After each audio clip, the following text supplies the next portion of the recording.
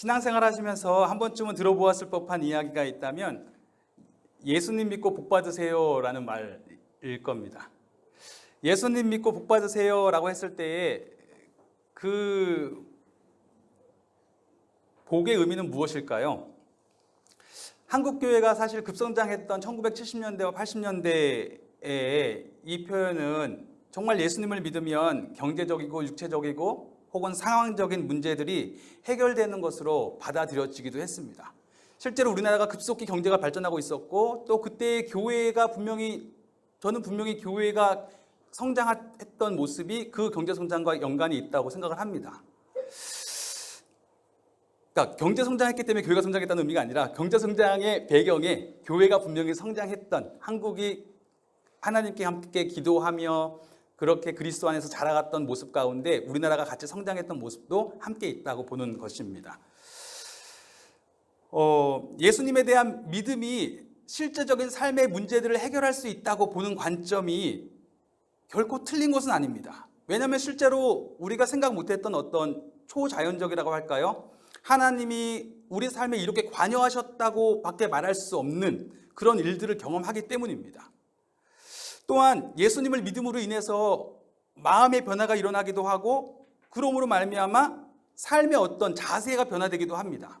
그러고 나면 삶을 보다 진취적이고 능동적으로 살아가게 되기도 하고 이로써 보다 큰 성취를 이루게 되기도 하는 것입니다. 실제로 서구 자본주의 사회의 발전에 대해서 사회학자들이 연구했던 그 많은 이론들이 있는데 그 중에 하나 굉장히 유명한 고전이 있잖아요. 막스 베버라고 하는 독일학자가 쓴 고전이 있는데 그 사람의 가장 핵심적인 이론이 뭐냐면 소명의식입니다. 기독교인들이 갖고 있는 소명의식이 서구 사회의 경제적인 성장을 가지고 왔다는 거예요. 무슨 말이냐면 하나님으로부터 난 부름받았다라는 거예요. 내가 대장장이를 하든 내가 경찰을 하든 내가 정치인이 되든 의사가 되든 소방관이 되든 나는 하나님으로부터 이 자리에 부름받았다. 이 소명의식이 그 사람들을 동기를 부여해 주었고 그 사람들로 하여금 그 자리에서 최선을 다해서 일하게 하였다는 것입니다. 또 그로 말미암아 실제적으로 경제적인 성장을 이루었다고 보는 것이죠. 그렇지만 이처럼 예수님에 대한 믿음이 경제적이고 사회적이고 혹은 육체적인 문제의 해결과 혹은 안정과 전혀 무관한 것이 아니라고 할지라도 그것이 예수님을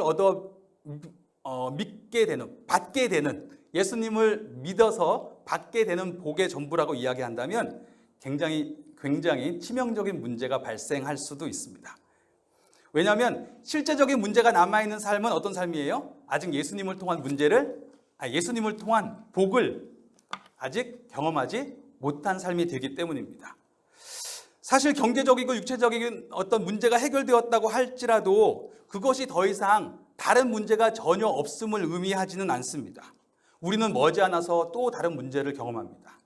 그런가 하면 이 문제는 해결되었을지라도 여전히 다른 문제들은 가지고 있을 수도 있습니다. 사실상 이 땅에서는 문제가 없는 삶은 존재하지 않죠. 오히려 저 사람이라면 문제가 없겠지 라고 여겨지는 사람조차도 그 사람이 그 위치에 있기 때문에 우리보다 더 드러내기 어려워할 뿐이지 더 치명적인 문제를 가지고 있을 수도 있습니다. 즉 예수님을 믿어 받는 복을 문제없는 삶으로 기대한다면 어떤 의미에서 이 땅에서는 그 복을 누릴 사람이 아무도 없을지도 모릅니다. 어떤 의미에서는 오늘 여기 앉아 계신 분들 중에서는 예수님을 믿어 받은 복을 누리시는 분이 아무도 안 계실 수도 있습니다. 다 문제가 있으시죠?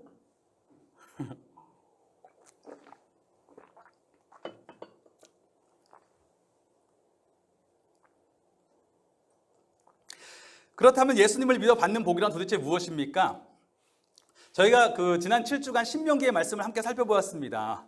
처음에 그렇게 의도하진 않았는데 하다 보니까 신명기의 말씀을 굉장히 오래 살펴보게 되었는데 그 신명기의 말씀이 어떻게 되었어요? 모세와 함께 출애굽했던 이스라엘은 이미 40년 전에 그 가데스 바네아에서 실패하여서 그 뒤로 40년 동안 광야를 돌게 되었고 그 과정에서 다 죽었습니다. 지금 모세 앞에서는 광야에서 태어나거나 광야에서 자라난 새로운 세대가 놓여져 있어요. 이제 하나님께서는 모세를 통해서 이 세대와 언약을 다시 맺으시고 하나님이 본래 약속하셨던 가나안 땅으로 이들을 인도해 내실 것입니다. 하나님께서는 분명히 이 이스라엘이 약속의 땅에서 그들이 애굽에 있을 때는 결코 누리지 못했던 삶을 누리길 원하셨을 거예요. 애굽에서 그들이 종되었다면 그곳에선 분명히 자유의 삶을 누리길 원하셨을 것이고, 애굽에서 그들이 억압받았다면 이 가나안 땅에서는 분명히 평안의 삶을 누리길 원하셨을 것입니다. 즉 그 삶을 한마디로 말한다면 하나님은 그들에게 복을 주시길 원하셨어요. 그래서 신명기에서 실제로 여러 번 말하는 것이 하나님께서 너희에게 복을 주시려 하심이다라고 이야기합니다. 그런데 약속의 땅에 들어가서 얻게 될 복이 도대체 어떤 것일까? 가나안에 들어가면 자동적으로 이런 삶이었구나 라는 것을 알게 될 삶일까? 하나님이 우리에게 허락하시는 복된 삶은 이런 거였구나, 이런 세상이 있었네 라고 보게 될 그런 것일까 생각해 보게 됩니다. 그런데 사실 우리가 가만히 보면 약속의 땅은 그렇게 아무런 문제가 없는 삶은 아니었던 것 같아요. 왜냐하면 우리가 그 뒤로 이제 여호수아서나 그 가나안 땅에 들어가게 되는 이야기를 보면 어떻습니까? 들어가면서부터 또 들어가는 내내, 가서 정착하는 내내 이스라엘 백성들은 무수한 문제들을 마주하게 됩니다. 애굽에서처럼 광야에서처럼 약속의 땅에서도 여전히 그들은 문제와 씨름하는 삶을 살아야 했습니다. 그렇다면 하나님께서 그들에게 허락하시는 복된 삶은 그 모든 장애물이 완전히 해결된 삶 자체가 아니라는 거였어요. 오히려 그러한 장애물들을 맞닥뜨리고 극복해 나가는 어떤 과정이라고 할까요? 혹은 그런 장애물들에 반응하고 대응해 나가는 그들의 삶의 모습과 그 과정에 있어서 경험하게 될 어떤 모습과 관련되어 있는 것 같습니다. 즉 어떻게 반응해 나가느냐에 따라서 약속의 땅에서의 삶이 그들에게 복이 될 수도 있고 복이 되지 않을 수도 있다는 것입니다. 따라서 그렇다면 하나님께서는 이 백성이 약속의 땅에도 여전히 존재하는 문제들에도 불구하고 그곳에서의 삶을 복으로 누리기 위해서 그들을 준비시킬 필요가 있다는 걸 알고 계셨죠. 그래서 그 준비를 위해서 광야에 40년의 시간이 필요했던 것입니다. 그 이후로도 그들이 만나게 될 장애물들이 있지만 그 순간들 속에서, 오히려 그런 장애물들을 경험하기 때문에 거기서 하나님 백성의 삶이 이런 것이구나, 장애물들을 경험하기 때문에 하나님 백성만이 누리는 복은 이런 것이구나를 더 깊게 알 수 있게 하기 위해서 적절한 단련을 해주기를 원하셨어요. 애굽에서의 삶의 방식으로는 그러한 복을 결코 누릴 수 없기 때문입니다. 신명기 전체는 결국 그러한 복을 누리도록 준비시키기 위한 설교였습니다. 하나님께서는 분명히 말씀하시죠. 내가 이 백성에게 복을 주려 내가 광야에서 그들을 낮추고 단련하였다. 분명하게 말씀을 하세요. 즉 출애굽과 광야의 시간 속에서 그들이 알게 된 하나님의 백성의 삶의 방식으로만 그러한 복을 누릴 수 있다는 것입니다.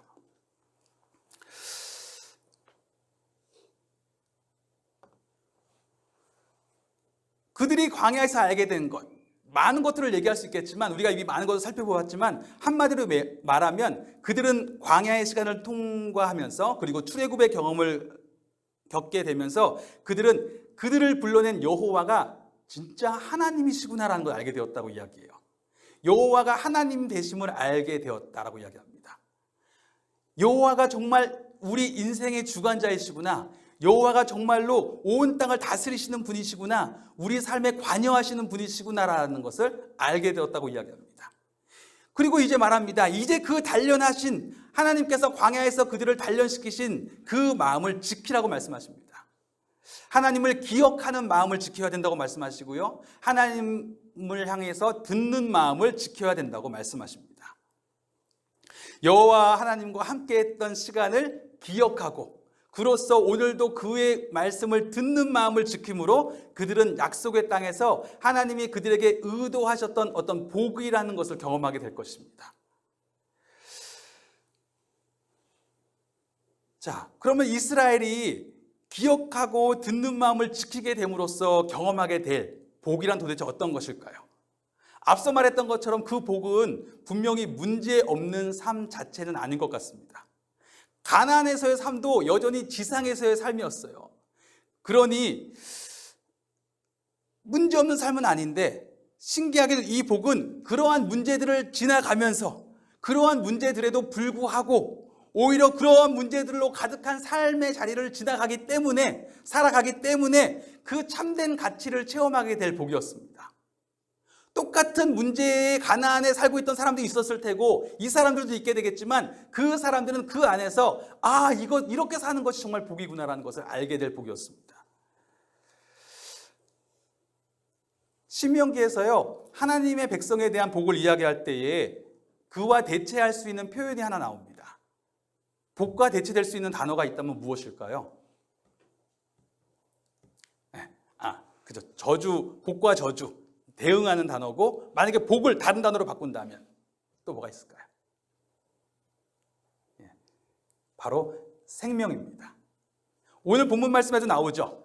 복과 생명, 저주와 사망, 혹은 복과 저주, 생명과 사망, 이런 식으로 표현이 되어 있습니다.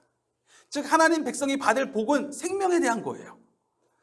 하나님을 기억하고 듣는 마음을 지키는 하나님의 거룩한 백성이 얻을 복은 다름 아닌 그들이 이제 하나님께 속해 있다라고 하는 생명에 대한 이야기입니다. 하나님께서 그들에게 은혜로 주신 언약을 통해서 그들은 하나님의 백성이 되었어요. 하나님의 백성이 되었다는 것은 하나님이 이제 그들의 왕이시고 그들은 하나님의 소유된 백성이 되었다는 것입니다. 이제 그들은 하나님께 속해 있다는 거예요. 즉 그들에게는 하나님께 속한 생명이 있다는 것입니다. 그들은 이제 이 생명이 있음을 가나안 땅에서 선포하며 살도록 보내심을 받습니다. 가나안에서 똑같은 일을 경험하지만 다른 사람들은 그 생명이 있음을 선포하지 못해요. 자신들이 하나님의 생명이 있음을 알지 못해요. 그러나 이 백성은 우리에게 하나님의 생명이 있다, 우리는 하나님께 속해 있다는 것을 고백하고 기억하고 선포하면서 살아가게 됩니다. 그리고 그렇게 선포하고 그렇게 기억하고 그렇게 살아가는 가운데 그 생명의 삶이 어느 순간부터 그들에게 복으로 경험되기 시작할 것입니다. 즉 하나님을 기억하여 듣는 마음으로 살아가라고 하심은 하나님의 생명으로 살아가라는 것입니다. 그로써 생명의 삶이 참으로 복되다는 것을 보게 될 것이라는 뜻입니다. 자, 그러면 어떻게 내가 하나님의 생명으로 살아가는 것이, 하나님의 생명으로 내가 하나님의 생명이 있다, 하나님께 속한 생명으로 살아간다는 것을 내가 기억하고 선포하며 살아가는 것이 어떻게 우리에게 복이 됩니까? 제가 우리가 기도회 요즘에 계속 하니까 기도회 때에도 한번 말씀을 드렸지만 몇 년 전에 나왔던 영화가 있어요. 그 신을 믿습니까? 라는 미국 영화인데 그 영화의 내용이 어떤 거냐면 어떤 전도자가 있습니다. 전도자가 길을 가면서 사람들에게 묻기 시작하죠. 신을 믿습니까? 신을 믿습니까?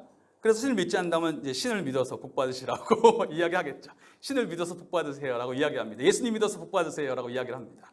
그런데 갑자기 한 사람에게 전도를 하는데 그 사람이 이 전도자를 향해서 딱 쳐다보더니 되묻는 거예요. 당신은 하나님을 믿습니까? 그러니까 전도자가 그럼요, 나는 하나님을 믿습니다. 그래서요. 이 사람이 갑자기 이 전도자에게 대뜸 되묻는 거예요. 그래서요. 당신이 하나님을 믿어서요. 그래서요. 굉장히 짧은 이 질문인데 이 질문을 받은 전도자가 충격에 빠져요.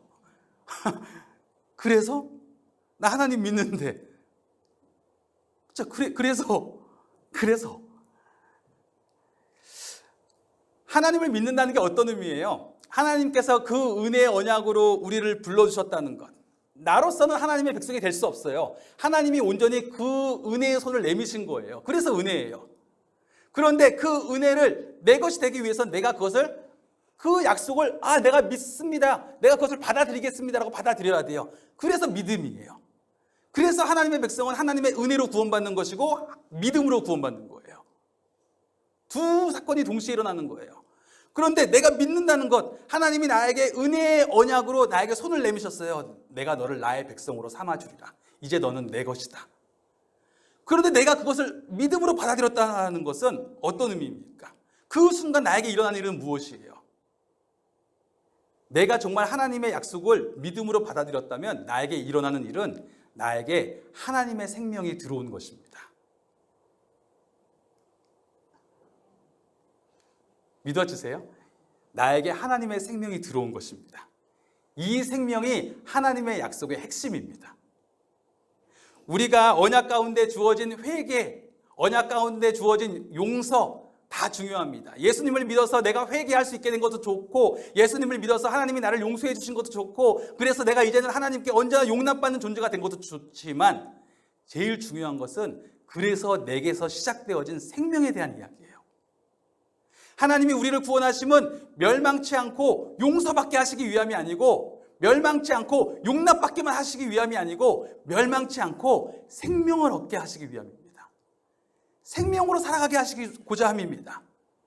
이제까지 누리지 못했던, 이제까지 죄 가운데 있어서 전혀 알지 못했던 새로운 생명을 알게 되었고, 그 생명으로 살아보는 삶을 살 수 있게 하시기 위해서, 그래서 우리에게 약속을 허락하셨다는 것입니다.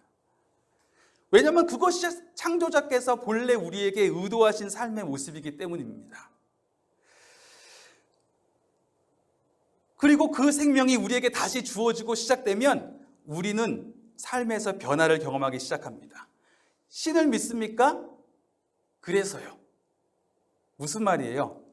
당신이 정말로 하나님을 믿는다면 당신 안에 하나님의 생명이 있다는 것인데, 하나님의 생명이 당신 안에 있다면 그 생명이 당신을 지금 어떻게 만들고 있습니까? 너무 당연한 얘기잖아요. 생명이 있으면 생명은 일합니다.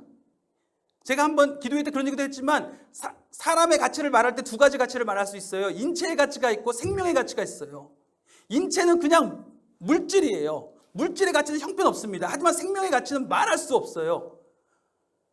그런데 생명이 있음으로 인해서 변화되는 것이 무엇이에요? 생명이 있음으로 인해서 일어나는 일이 무엇입니까? 생명은 끊임없이 우리 안에서 일합니다. 갑자기 우리로 하여금 생각하게 만들어요. 말하게 합니다. 잠자게도 하고요. 깨게도 합니다. 먹게도 하고요. 화장실 가게도 합니다.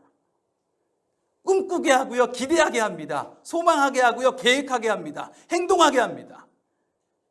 생명은 우리 안에서 끊임없이 일해요. 당신 안에 하나님의 생명이 있다면서요. 당신 하나님 믿는다면서요. 그러면 하나님께 속했다라는 것이고, 하나님의 생명이 당신 안에 있다는 것인데, 그래서 그 생명이 지금 당신을 어떻게 만들어가고 있습니까? 그렇게 묻고 있는 거예요.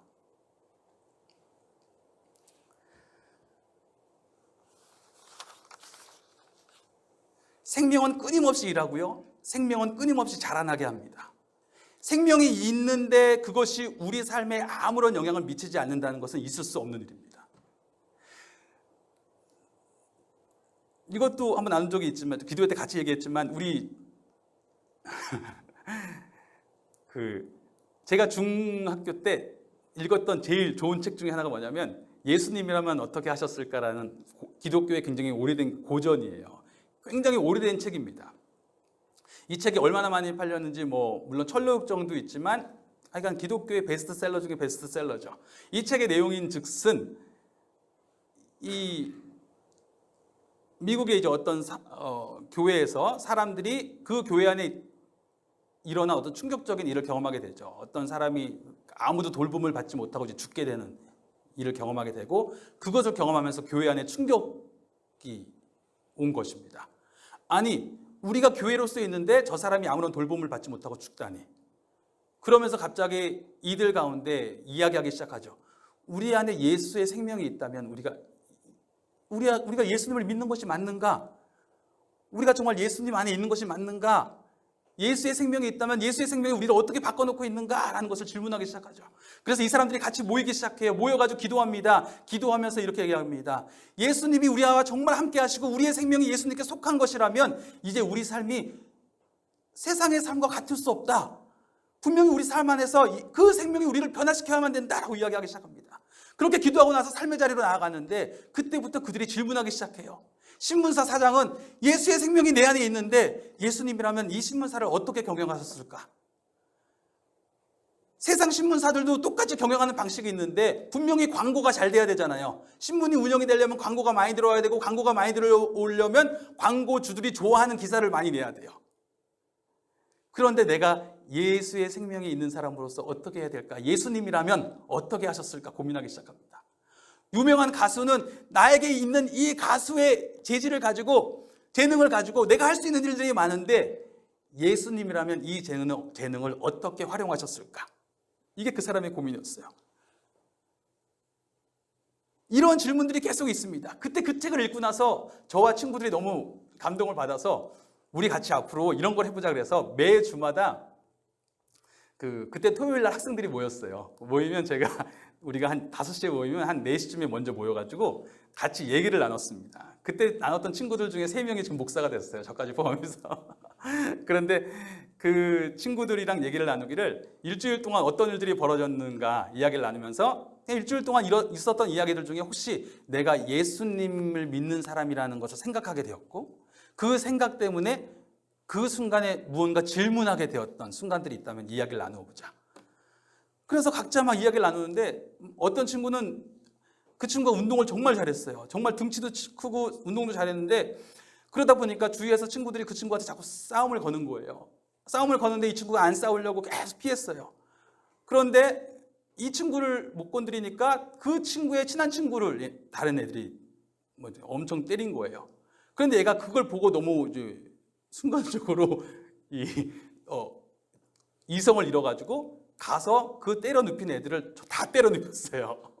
워낙 운동을 잘하는 친구라 그냥 순식간에 그 많은 애들 다 때려 눕히고 다 정말 다 이빨이 다 나갔어요, 애들이. 그 정도로 그런 애였어요. 그러고 나서 교회에 와서 엉엉 우는 거예요.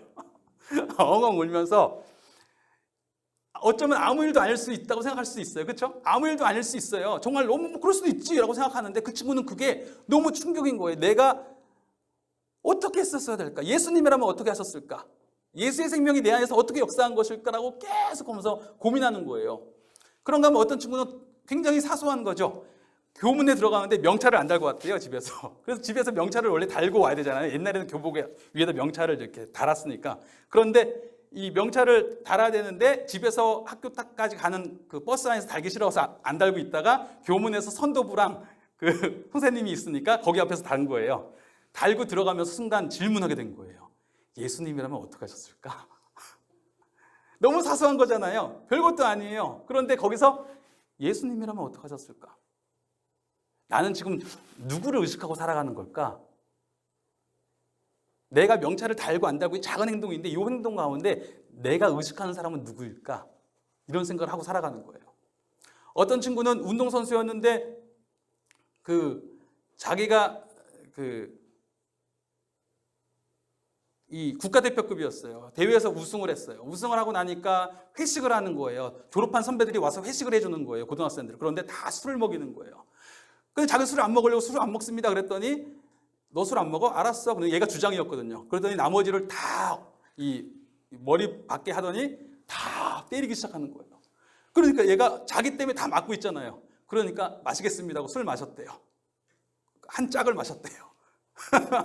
그런데 와가지고 예수님이라면 어떻게 하셨을까라고 심각하게 고민하는 거예요. 어떻게 보면 우리한테 아무것도 아닌 거잖아요. 그럴 수도 있지 뭐. 그런데 그걸 질문하는 거예요. 왜요? 그 질문 속에 이 사람은 나의 삶을 이끄는 동기는 무엇일까? 나의 삶에서 중요한 순간에 판단하는 기준은 무엇일까? 이런 것들을 생각하기 시작한 거예요. 저희가 그때 했던 행동들이 대단한 것은 아닐지 모르겠지만 분명하게 말할 수 있는 것은 무엇이냐면 우리 안에 예수님 안에서의 생명이 있기 때문에 그런 일이 벌어지는 거예요.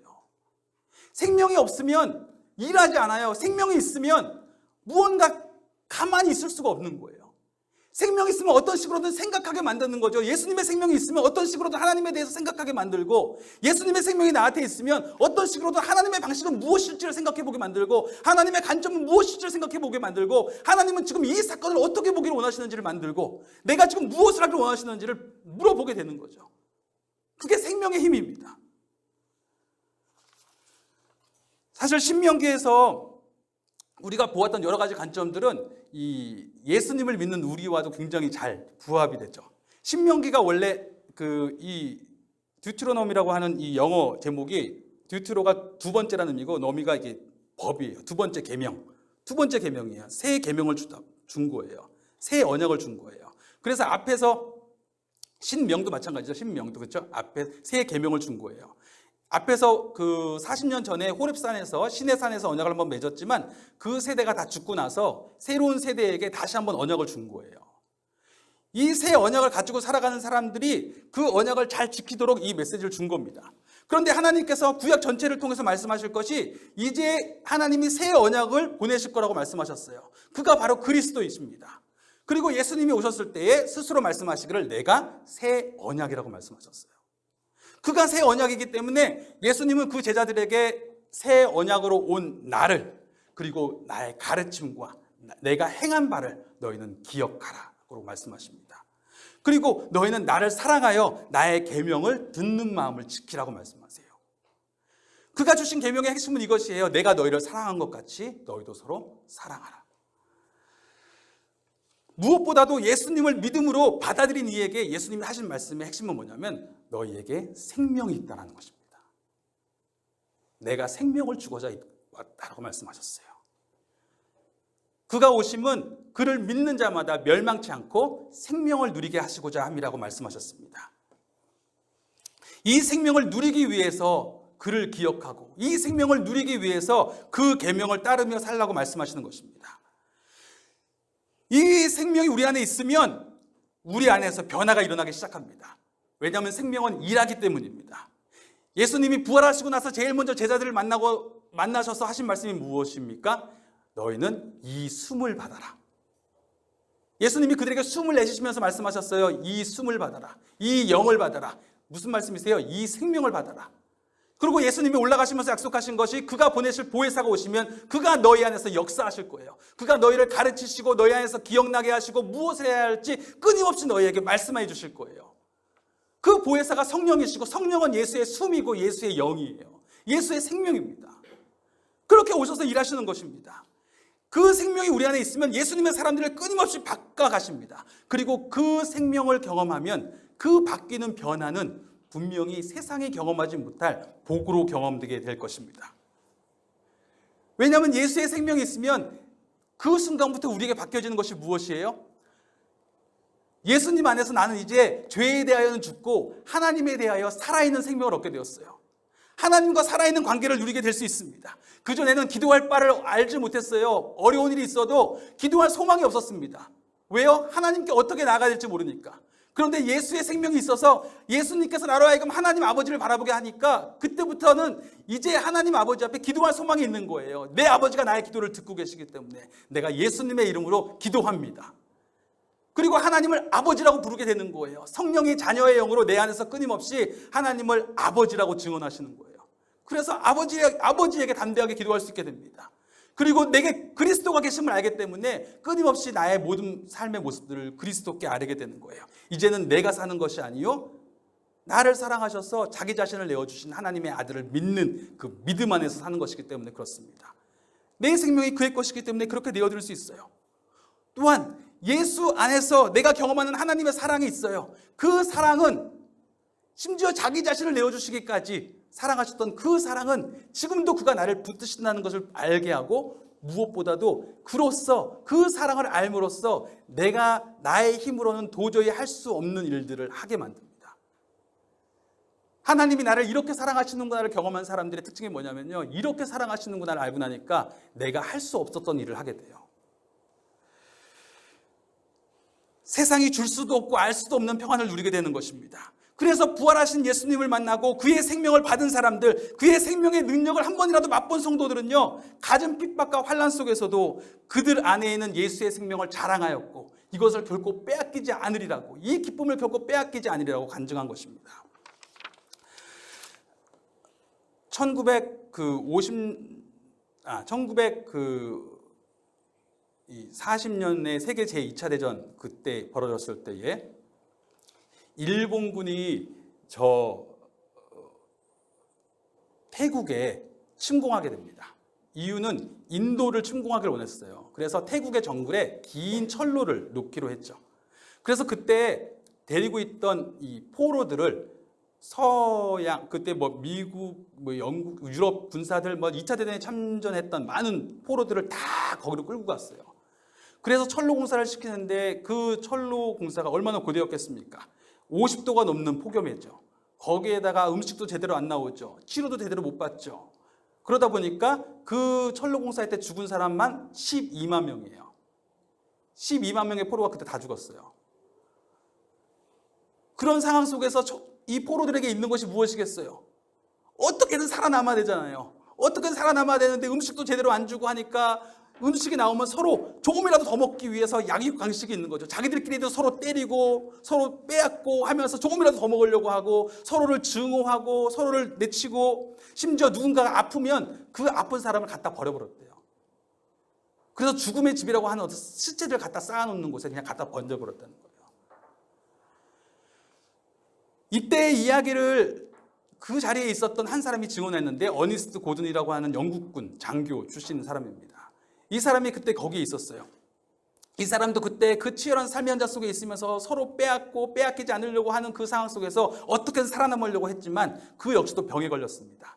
장티푸스가 걸리고 이질이 걸려서 결국 그도 하체가 마비되면서 움직이지 못하게 되었어요. 그러자 다른 포로들이 그를 들어서 던져버렸습니다.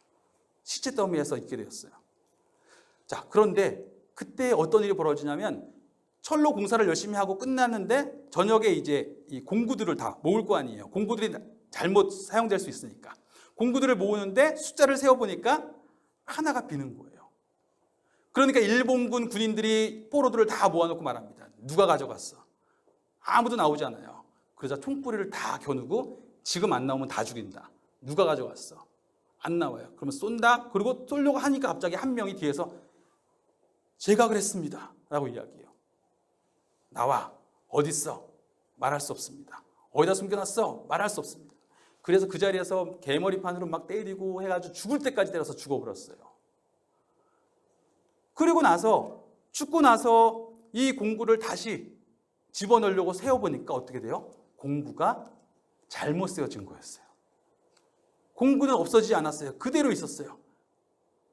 그런데 잘못 세워진 것 때문에 이 사람들이 죽을 위기에 있으니까 그 사람이 다른 사람들을 살리려고 대신 죽어버린 거예요. 그런데 그 사건을 경험하고 나서 포로들이 충격을 받습니다. 다들 서로 죽이기 바쁘고 다들 서로 걸 뺏기 바쁘고 빼앗기지 않으려고 하기 바쁘고 서로를 증오하고 미워하기 바쁜데 그 안에서 누군가 한 명이 자기 생명을 내어준 거예요. 그리고 그들 가운데 그가 갖고 있었던 성경 구절을 발견하게 됩니다. 그것이 무엇이냐면 사람이 친구를 위해 자기 목숨을 내어주는 것보다 더 큰 사랑이 없다. 요한복음에 나오는 말씀이에요. 그 말씀이 그를 변화시켰고 그 말씀이 그들 가운데 있다는 것을 그들 가운데서 일어났다는 것을 알게 되면서 이 포로들이 변화되기 시작합니다. 포로들이 갑자기 서로를 돌보기 시작합니다. 자발적으로 서로를 간호하기 시작해요. 그 적은 음식을 나누기 시작합니다. 아픈 사람에게 음식을 넣어주기 시작해요. 죽은 사람을 위해서 장례를 치러주고요. 갑자기 그곳에 예배와 기도가 불타듯이 막 일어나기 시작합니다. 고든은 원래 무신론자였어요. 무신론자인데 그 사람도 그 자리에 있었던 거죠. 그 사람이 버려졌는데 그 사건이 벌어지면서 다른 포로들이 와서 죽음의 집에서 살아있는 사람들을 데려가기 시작하는 거예요. 어니스트 고든도 그때 구조받았다고 이야기합니다. 그래서 사람들이 자기를 고쳤대요. 계속 먹이고 계속 간호했답니다. 그리고 나서 그 모습에 그 돌봄을 힘입어서 나중에 다 나았어요. 그리고 이 사람도 나중에 기도회나 다른 데서 봉사하기 시작했다고 이야기합니다. 그리고 일본이 패망했을 때 이 죄수들이 일본인들을 용서했대요. 우린 당신들도 다 똑같은 사람이라고 생각한다고. 그리고 그들에게 보복하지 아니하고 다 그냥 보내줬다고 이야기합니다. 그 사람이 이 이야기를 이 영어로는 to end all wars라고 모든 전쟁을 끝내는 것에 대한 이야기예요. 그리고 한국어로는 혹은 영어로 다른 번역으로 콰이강의 다리 혹은 콰이강의 기적이라는 이야기로 번역되었었습니다. 콰이강에서 벌어졌던 그 하는 이야기를 합니다. 그 사람이 이런 이야기를 해요. 죽음은 여전히 우리 곁에 있었다. 그것은 분명했다. 그러나 우리는 그 파괴적인 지배력에서 벗어나고 있었다. 이기심, 증오, 시기, 질투, 탐욕, 방종, 게으름, 교만, 이것들은 모두 생명을 거슬렀다. 한편 사랑, 자기 희생, 동정, 자비, 긍휼, 인격, 창의적 믿음, 이것들은 단순한 생존을 진정한 삶으로 바꾸어 놓았다. 그 당시에 태국 정글에는 두 종류의 세계가 공존했습니다. 천국과 지옥. 죽음과 사망. 같은 자리였지만 그곳에서는 두 세계가 공존했습니다. 신명기에서 하나님은 이스라엘 백성에게 약속의 땅에서 복을 누릴 생명을 주신 것입니다. 그 생명을 생명으로 누리도록 기억하고 듣는 마음을 지키라고 하십니다. 하나님의 생명이 그들 가운데서 일하면 그들은 분명히 세상 속에서 세상이 알 수 없는 복을 누리게 될 것입니다. 그들의 복은 하나님의 생명으로 살아갈 때 경험하는 복입니다. 번성이나 풍요는 그러한 과정 속에서 자연스럽게 이루어질 복의 일부나 열매일 수는 있지만 그 복의 핵심은 아니었습니다. 그 복은 때로 곤고한 삶의 문제를 만날지라도 그 자리를 하나님의 나라로 바꿀 수 있는, 하나님의 나라로 이길 수 있는 생명에 대한 이야기였습니다. 하나님께서는 예수 그리스도를 통해서 우리에게 생명을 주신 것입니다. 우리에게 있는 언약의 핵심은 생명입니다. 우리에게는 예수의 생명이 있습니다. 기억하고 듣는 마음을 지켜서 이 생명으로 살아가며 세상을 이길 하나님의 생명을 누리게 하시는 것입니다. 기도하겠습니다.